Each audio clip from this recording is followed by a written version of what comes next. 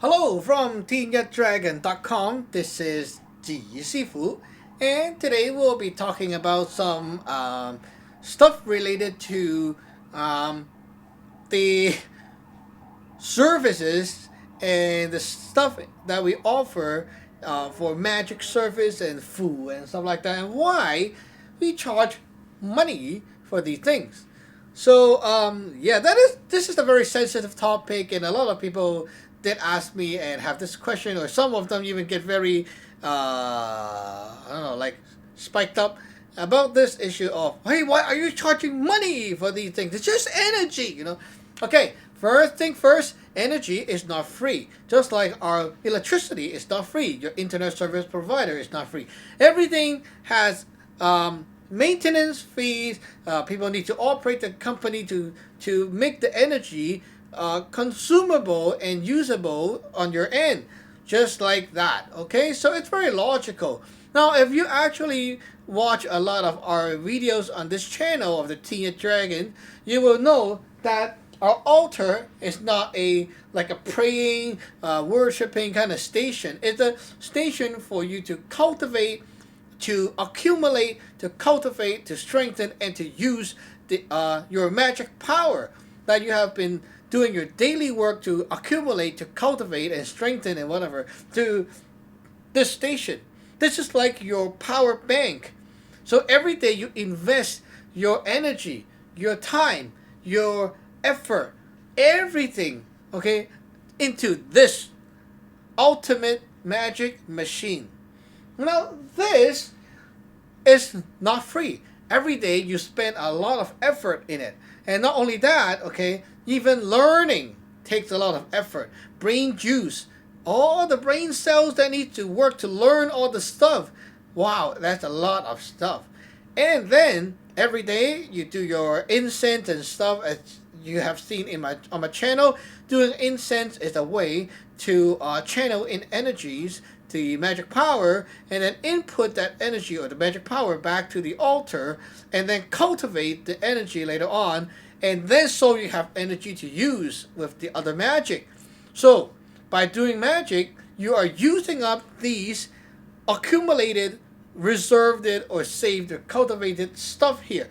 Now you can compare to saying like you're growing crops. For example, I'm growing tomatoes. Okay, tomatoes.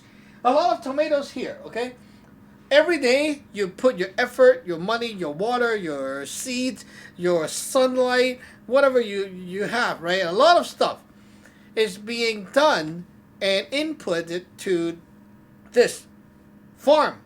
Every day you're doing it. When you're doing magical stuff, service or a food or whatever, okay? Food as in like this.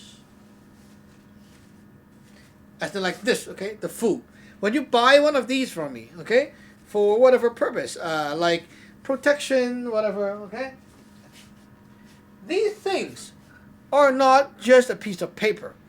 If you actually look at my videos, again, my videos, you will see that I am actually doing a lot of stuff, over like 20 minutes of stuff, just to activate this thing. And then you have to, like in the process, you take the stuff from the altar, the energy from the altar, draw and put it into the food. And so this food have the power. It's not just paper with some scribblings. It's paper with scribblings, but also charged up with cultivated energy that has been cultivated over a long period of time.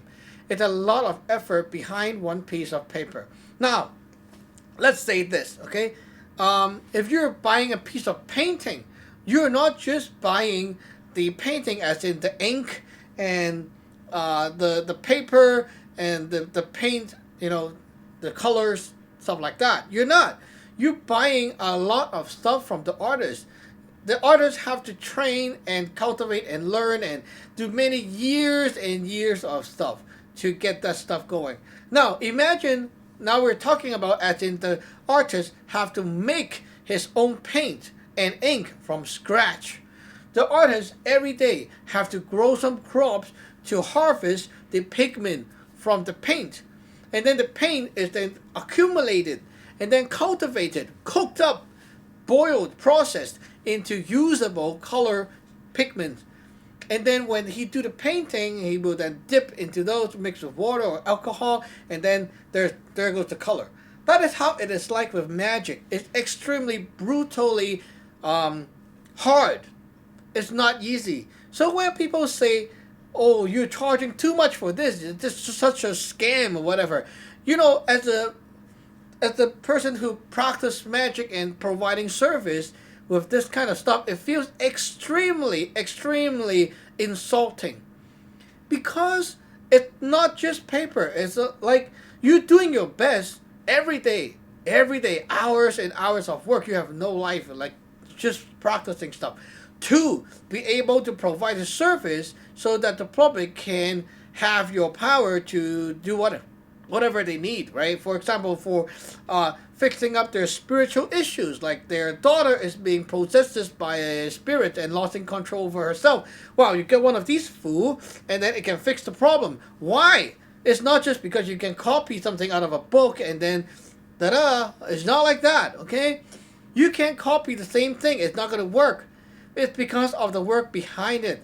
All those stuff that is being cultivated. You can imitate the food. You cannot imitate the hard work. Everything is done daily to accumulate, to cultivate for the power you will be using for the actual purpose. It's not like just it's not like a picture being copied, and because you can copy it nicely and precisely and it will have the effect. But that's not it, okay? Even you can copy and write very nice character, it does not mean it has a lot of power. Now, while the power is important, okay, you also need good writings and good skills in copying, of course. But then even if you cannot copy well, but you have a lot of power, it will still make the food very effective.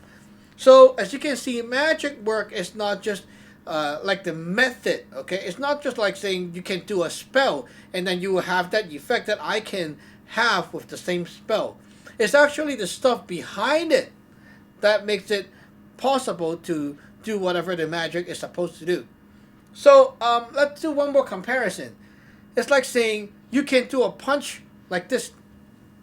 You can do the same action, extending the arm in the whatever angle that it needs to be. Your finger here is all flush and well, like the shape of the fist is all nice and good. Okay, you can do a very nice swinging fist, whatever. Okay, you can't do that.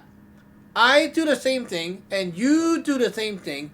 It's going to be a different result on the receiving end. The thing is, the power within me is cultivated through days and days and days of training. But you have no training. You don't have the power. Even with the same action, same methods, it's not going to have the same result. Same thing with magic. When you are being, like when you're cultivating and practicing the stuff, you will know every day the amount of work that you have to put in to have the ability and also the power, the strength, the meat or the juice of the magic is not easy. So basically, that is why magic costs something at least, okay, to balance out the trade. It's just like anything on earth, nothing is free. So yeah, not only that, another thing is there is a negative consequence if the stuff is not charged equally or enough to balance off what you will be getting as an exchange. These things are all energies stuff, okay? They are what we call pre-heaven, like the non-physical matters. So you may think, oh, it's just some non-physical stuff. How can it not balance, you know? It's not like this thing have a cost to it. No, you're wrong. Everything have a cost. Everything have a cost. Just like our weather. Okay? If you want to change the weather with human factors, there is a cost. You can see it. Human-made weather, there's a cost. Something will come back in nature to balance itself out. You want a longer winter? You made a longer winter? Great. You have your longer winter. The summer is going to also get longer or delayed or whatever later on. That is how nature works. There is a cause. There are consequences to things. Even you don't put a human labeled cause on it, there's a cost. Now, nature's cost is often more costly than humans' perceived cost, because humans only see one perspective, which is the money side, and then that's it. Now, imagine you're working with the weather. You made a longer winter. Okay, the cost is very, very enormous. Now, imagine a longer winter, and then you may have a longer or shorter whatever summer, right? Now, the whole summer, not only the person who made the human-made weather will suffer from this consequence, but also everyone in the same area, or the whole world suffers from this human-made weather's consequence. So some people may have a very poor summer, super hot summer, droughts, whatever will happen. And a lot of people suffer. And all those things is countless amount of money and things that can be lost because of the abnormal changes in nature. Now that is a huge amount of cost. Now with these magic power, it's almost the same. You cannot see it, or there's no like a stock market that marks how much it's worth, like per kilogram of magic power. But then there is a cost. Now by measuring with what we call the Leung Tin check in magic, which is the measurement, the way to measure the magical power, or the nature supernatural energy coming down from the what we call the whatever dimension, don't know how to explain that, to us, the magic power to us, okay, to this world. We measure by using a method to measure the rate of how energy comes down to us, the speed and stuff, and we get a measurement. The measurement will be converted into a unit that says, okay, this is 1 inch. This is how many of an inch. This is whatever. So this, and we get these numbers. The numbers will become the standard of the trade, or the amount to trade off with the magic power of how it is in our lineage. So after that, you get these numbers, you convert them, and they can be like done in a math formula, very complex stuff. And then we get the money that is the equivalent, the current, like the money amount that is equivalent to the measurement here with this ruler that we built up. Now with that, we can then set a price tag for our service and whatever is being given or output to the customers or to the client or to the disciple. So everything have a cost, and it's really calculated to the minimal already. Because the problem is with me and Lao Zhou, we both don't know how to charge with a very greedy mindset. And that is why we are not into like selling technology stuff. It's really hard to overprice stuff and push it out. It's hard. Like we feel the pain from people's wallets sometimes before we even charge them. So it's hard. So what we did was just list the minimal amount that can balance out the thing to not have any negative effect on both parties, and we call that it. Okay, so basically that's a very minimal amount. Some of my disciples will feel bad about it and they will want to give a little bit more. Well, they can, and some of them actually do give what they call a contribution to the lineage as an extra thing to show, like, oh, I want to help you out and stuff like that. But anyway, that is extra, right? But the minimal amount is there to balance off the trade of the energy and stuff that you will be getting in return. Now, if the math is not done right and there is things that is not really exchanged properly, then of course I will have stuff reduced and you will have stuff deducted, and things will be bad for both parties. Now, for you, your life gets some negative impact because you get more or excessive energies from me.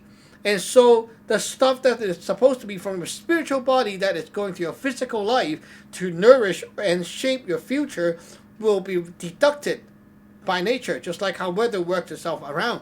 And so it means that your potential in your life is also being reduced. In another word, your luck in the future or your life in the future is being reduced.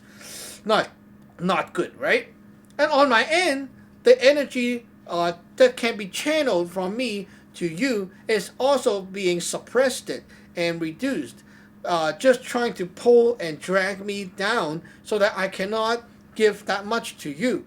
And when the balance has reached a balance or equal point, then the thing in the non-physical dimension is going to stop because it reaches balance point.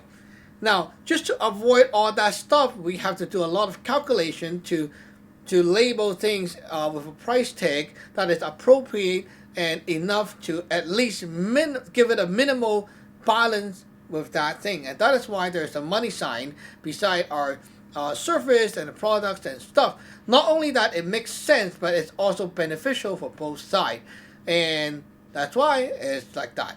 And again, there's no free lunch in the world. So, of course, if you believe in free lunch, then you need to look at reality, because in this world, there's no free lunch. Everything you use in the house costs money. Everything you eat costs money. Even just standing there breathing the air costs you money to survive to your next meal. You know, when you need to drink water, it costs money. Everything costs money in the world. So it's not a problem to charge things with money, as it's a common thing that people use to trade in this human world.